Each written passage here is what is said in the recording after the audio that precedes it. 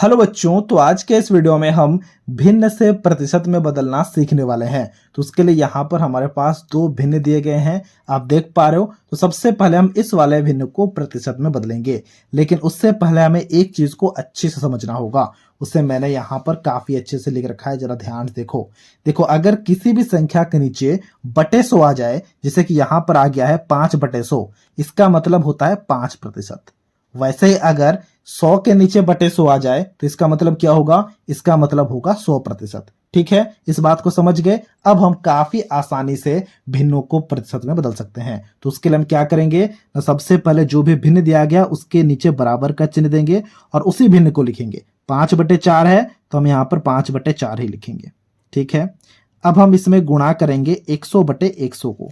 गुणा किया जा सकता है, बिल्कुल गुणा किया जा सकता है। अब आप बोलो कैसे गुणा किया जा सकता है? क्योंकि देखो अगर हम 100 और 100 को काट दें तो 1 आ जाएगा।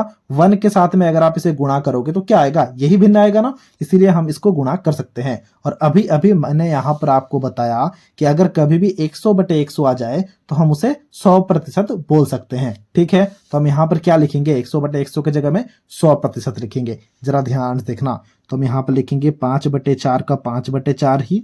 ठीक है, फिर हम इसे गुणा करेंगे 100% के साथ। 100% क्यों? क्योंकि हमने सबसे पहले से 100/100 से गुणा कर रखा है और हमें पता है किसी भी संख्या के नीचे अगर बटे 100 आ जाता है तो उस संख्या का प्रतिशत हो जाता है। अब हमें काटापीटी करना है। देखो कट रहा है क्या? बिल्कुल कट रहा है। देखो 4 एकम 4 और 4 गुणा 25 होता है 100, तो ये आ गया 25। क्योंकि परसेंट लिखा गया है यानी कि प्रतिशत लिखा गया, तो हम यहाँ पर प्रतिशत भी लिखने वाले हैं। ठीक है, तो अब हमारे पास में आ गया 5 गुणा 25%। तो अब हम इन्हें गुणा करेंगे तो हमारा आंसर आ जाएगा। तो हम यहाँ पर लिखते हैं 5 गुणा 25%। तो 25 को अगर हम 5 से गुणा करेंगे तो क्या होगा बोलो? 25 से अगर हम 5 को गुणा करेंगे तो ये आ जाएगा 125। ये मैंने पहले ही गुणा करके देख लिया है, इसलिए मैंने डायरेक्ट लिखा। तो 125% हो गया हमारा सबसे पहले सवाल का आंसर। यानी कि अगर हम 5/4 को प्रतिशत में बदलेंगे ना तो वो हो जाएगा 125%। इसी प्रकार से दूसरे सवाल को बनाते हैं।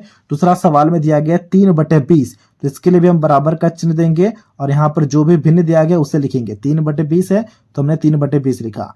यहाँ पर भी हम इसे भी गुणा करेंगे 100/100 से, तो हमने इसे भी गुणा किया 100/100। गुणा कर सकते हैं, उसका ट्रिक मैंने आपको बताया, क्योंकि अगर आप ऊपर नीचे काटोगे तो 1 आ जाएगा और 1 के साथ में अगर आप इसे गुणा करोगे तो यही भिन्न हो जाएगा। यानी कि ऐसा किया जा सकता है। और हमें पता है कि किसी भी संख्या के नीचे अगर बटे 100 हो तो हम डायरेक्ट बोल सकते हैं कि हमारे पास उतना प्रतिशत दिया गया है। तो यहाँ पर 100 के नीचे में बटे 100 है तो हम कहेंगे कि हमारे पास में 100% दिया गया है। ठीक है, अब हमें यहाँ पर काटापीटी करना है। देखो जरा ध्यान से, 0 से 0 कट गया, 2 एकम 2, 2 पंचे 10, तो हमारे पास में यहाँ पर आ चुका है 5%। तो 3 गुणा 5% आ चुका है। तो हम यहाँ पर लिखेंगे कि हमारे पास में आ चुका है 3 गुणा 5%। अब आप गुणा करो तो क्या आएगा बताओ? 3 पंचे 15, तो 15% आ चुका है दूसरे सवाल का आंसर। देख पा रहे हो कितना आसान है? बहुत ही ज्यादा आसान है। इसी प्रकार से कुछ और सवाल को बनाते हैं। तो अब देखो यहाँ पर 2 सवाल दिए गए हैं। तो सबसे पहले सवाल को हम यहाँ पर बनाएंगे और ये जो सवाल है इसे आपको खुद से बनाना है और इसके आंसर को हमसे कमेंट बॉक्स में शेयर करना है। तो इस वाले भिन्न के लिए भी हम क्या करेंगे ना, जो भिन्न दिया गया उसे हमें फटाफट से लिखना है। 3/8 दिया गया तो हमने 3/8 लिखा।